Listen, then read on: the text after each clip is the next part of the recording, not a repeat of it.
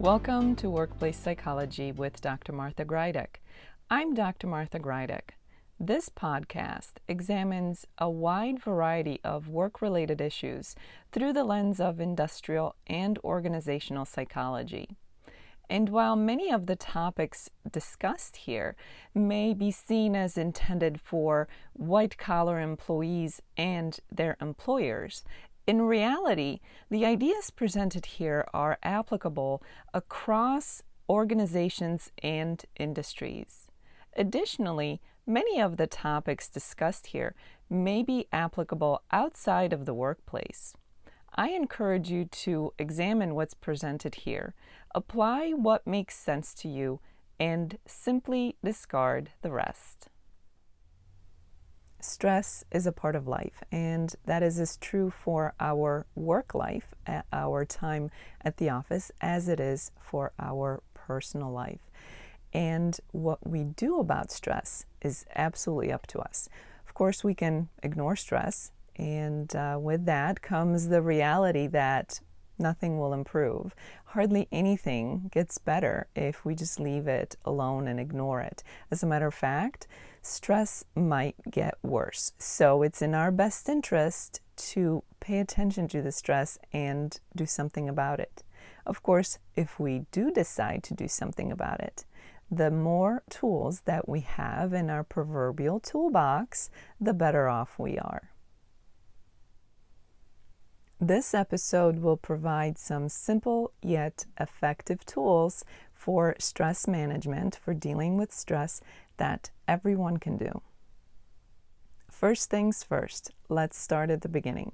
It's important to be able to recognize when you feel stressed out or when you feel anxious. It's difficult, if not impossible, to address something if you can't reliably identify it.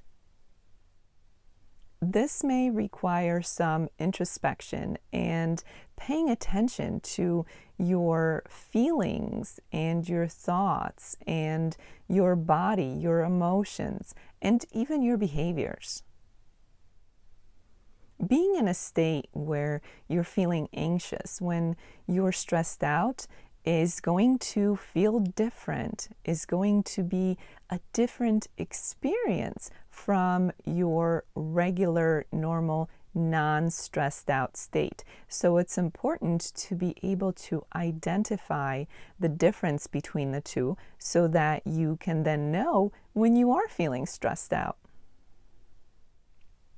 Of course, ideally, we want to be able to identify being in a state of stress or feeling anxious as quickly or as early on as possible so that those feelings of stress and anxiety don't become so big, so overwhelming that they feel out of control, or that we feel out of control or unable to move forward and get past those feelings. So the earlier we catch that feeling of feeling stressed out or anxious, the better. And of course, as with anything else, practice makes better. So it's important that we all pay attention to our bodies, feelings, emotions, thoughts, and behaviors so that we can be in tune with what's happening with us and therefore easily identify when we are feeling anxious or stressed out.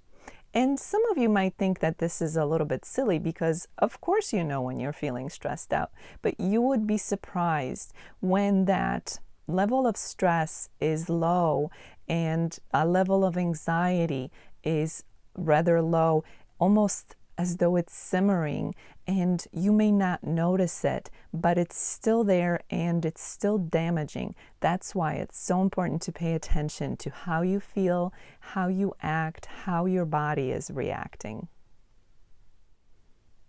Once you are able to successfully identify when you are feeling stressed out or anxious, it's time to make a conscious decision to do something about it. Knowing about something is one thing, but making that decision to do something about it, that's the next step. One very simple practice that almost everyone can do in order to reduce the feelings of stress and anxiety is to move your body. Physical movement, such as exercise, is an excellent tool in your proverbial toolbox when we're addressing stress and how to deal with stress and properly manage it. Moving our bodies and exercising is an excellent way of burning off stress and anxiety. And it's a great way to distract our minds and our bodies away from that state of stress. And remember that it doesn't have to be crazy, strenuous exercise. It can be something as simple as walking. Walking is one of the best exercises that is available to us, and almost anybody can do it. Mindfulness is another great tool for stress management. You can use mindfulness as a way to calm your body and your mind. This is especially helpful when you're feeling stressed out. Engaging in a mindful practice can help you to center yourself. Of course, mindfulness and mindfulness practices can mean different things to different people. The important takeaway here is that you find what works for you. Maybe you engage in some mindful breathing, or perhaps some meditation, or even some gentle movements such as Qigong. Whatever works for you, that's the key. Find what works for you and then make sure to use that as a tool to combat stress in your life. Rest is an important part of dealing with stress, so make sure that you rest to de-stress. You may think of rest as sleeping, and of course, that is one way to rest. It's important to get enough sleep, especially quality sleep, not just any sleep. But resting can come in different forms. It doesn't have to be limited to sleeping only. It's important to engage in something fun but restful.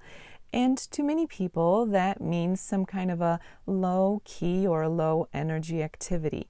This could be something like reading or engaging in a hobby, maybe painting or some light gardening, whatever your preference is for enjoyable activities. Maybe to you that means visiting with friends or family, or going to a museum, or listening to some music, or watching TV for a little bit. Whatever the case may be, make sure that you remember rest as one of the very important tools when dealing with stress.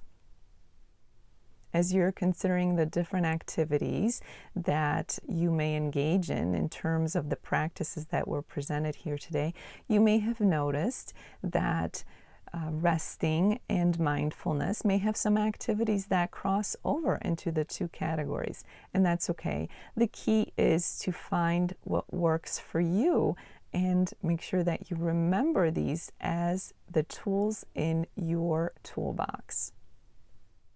As you can see, these are simple and straightforward and very doable practices, and the best news is that they are very effective.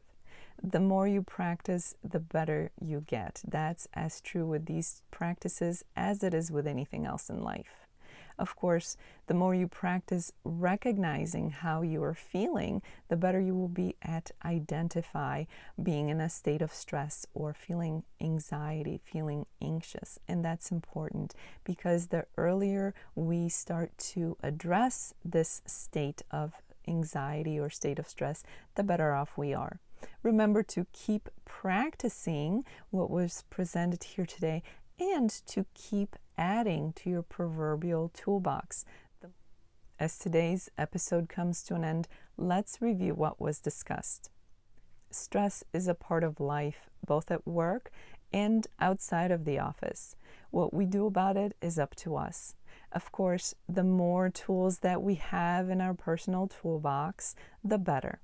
First, it's important to recognize how we're feeling so that we may know reliably that we are in a state of stress. Sometimes stress and feeling of anxiety are on a low level and maybe more difficult to identify. So introspection and paying attention to our feelings, our thoughts, emotions, and bodies is key.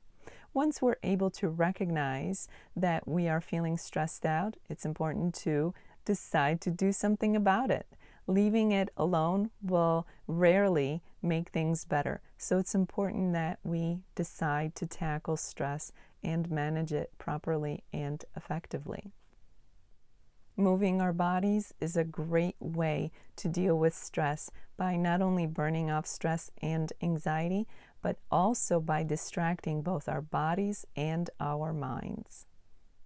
Engaging in mindful practices can mean different things to different people, but the takeaway is that mindfulness is a great tool for dealing with stress.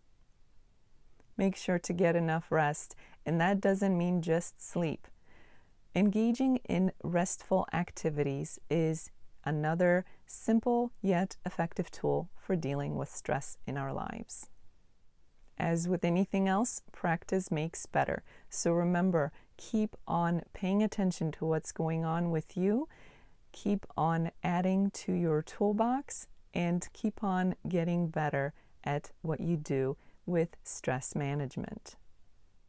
As the week unfolds, I invite you to examine your own stress management toolbox. Take what you've learned here today and start implementing it in your own life. The more tools that you collect along the way, the better off you will be in properly and effectively managing the stress in your life. And this is as true for work-related stress as it is for stress in our personal lives outside of the workplace. Thank you for joining me today. Please subscribe to this podcast. I hope that you will join me again next time. Until then, I wish you joy and well-being.